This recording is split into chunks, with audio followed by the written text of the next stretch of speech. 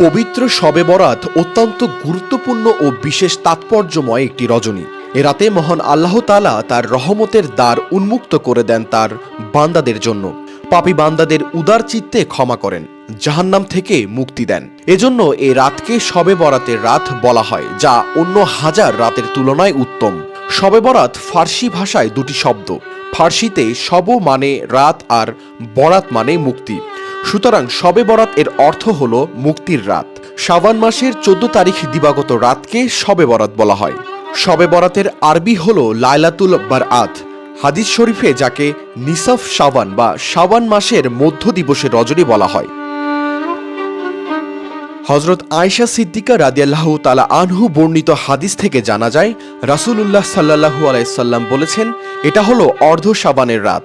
এ রাতে আল্লাহ তাআলা তার বান্দাদের প্রতি মনোযোগ দেন, ক্ষমা প্রার্থনাকারীদের ক্ষমা করে দেন, অনুগ্রহ প্রার্থীদের অনুগ্রহ করেন, আর বিদ্বেষ পোষণকারীদের তাদের অবস্থাতেই ছেড়ে দেন। শবে বরাতের রাতে মুসলিমরা ইবাদত করার জন্য বিশেষভাবে উদগ্রীব হয়।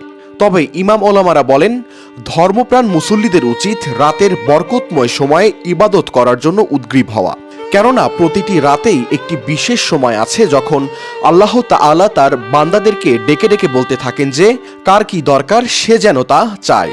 আর তা হলো প্রতি রাতের 1/3 অংশ এর শেষ অংশে, যা ফজর পর্যন্ত চলতে থাকে।